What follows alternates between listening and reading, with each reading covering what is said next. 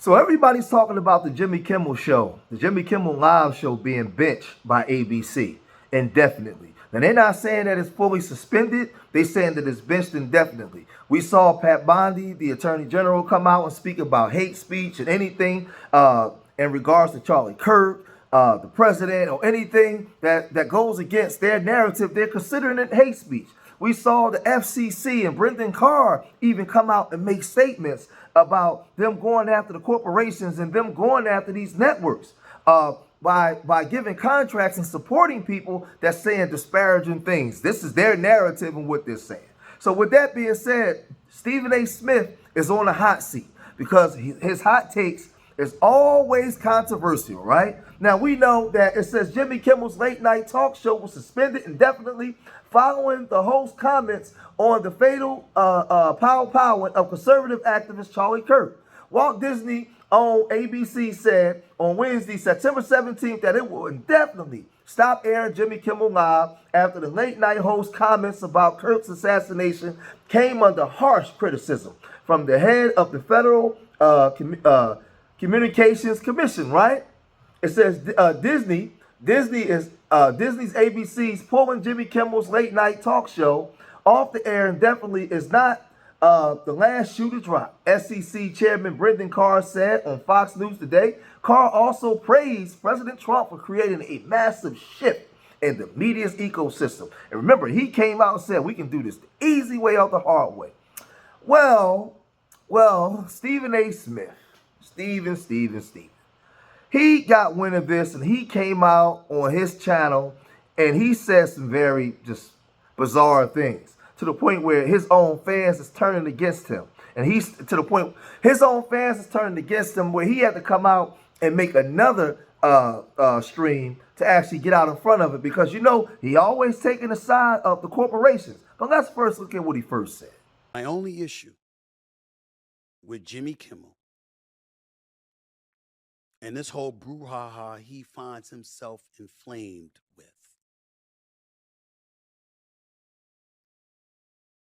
is not that, oh my God, you can't say a joke. I am incredibly alarmed by what appears to be our First Amendment rights being attacked. This is what I do for a living. I don't like that.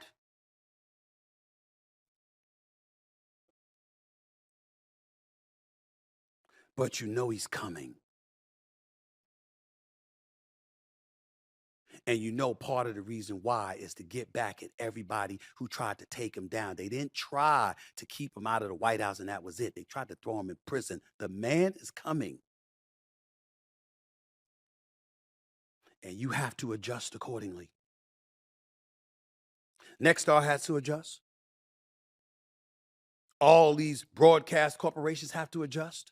Madison Avenue has to adjust. Wall Street has to adjust. Corporate America has to adjust. China's had to adjust. Mexico has had to adjust.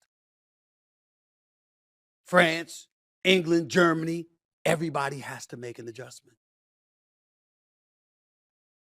It's the real world. I don't like it. I'm alarmed by it. I'm scared of it. But I have to march forward.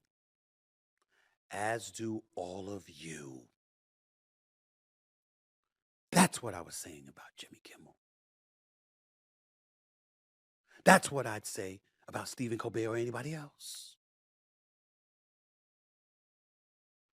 Part of winning the game is knowing the game you're playing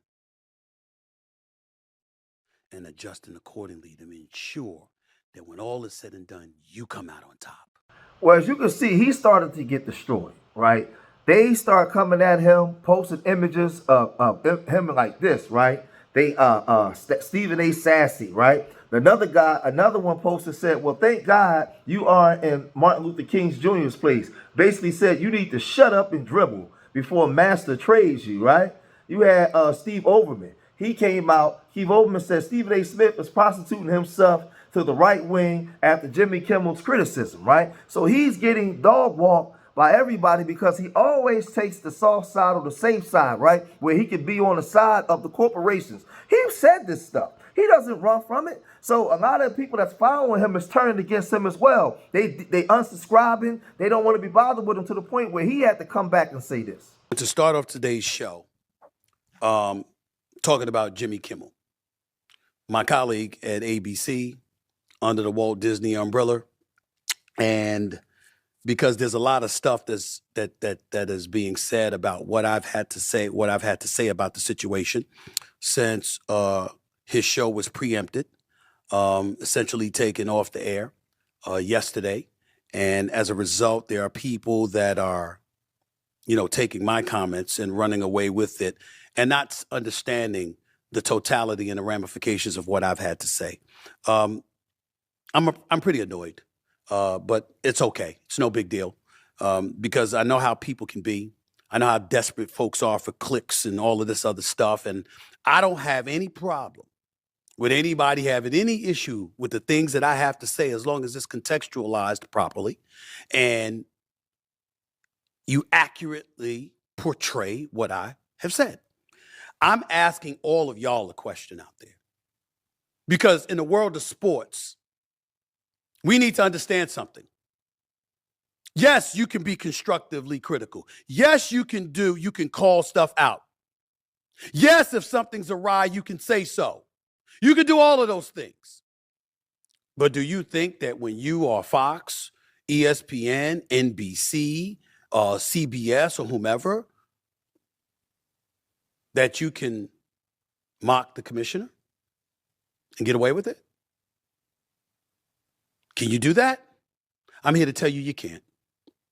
Can you mock the product? Can you do things that could detrimentally affect the bottom line of those products? No, you cannot.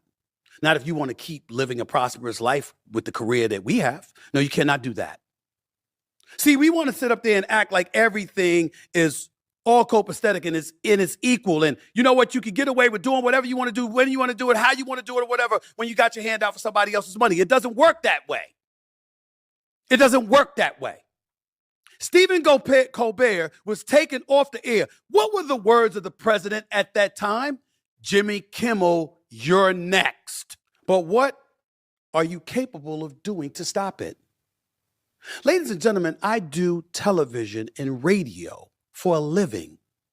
It's broadcasting. I have to talk for a living. You don't think that I see what's transpiring in our country right now and how relieved I am to have a sports show because it seems like it's the only haven left? You don't think I noticed how arguably First Amendment rights are being trampled on? You don't think I see that? Folks ain't playing around. You got a president of the United States. Yes, it was Nexstar that pulled the show. And then a bunch of small markets throughout the United States of America and some big markets as well. Why would you do something like that? Because advertisers and sponsors may not want to be associated with such a thing. And if they don't want to be associated with such a thing now, and reports are showing that since 2018, 2019, 2020, that late night television has had their revenue sliced in half, then that means you have to be even more careful. You're going to be, dare I say, cooperative about the force that they place upon you to make these decisions because they're the ones padding your coffers. We want to sit up there and say, all right, money shouldn't matter and money shouldn't mean so much, but we all want some of it. How'd that work?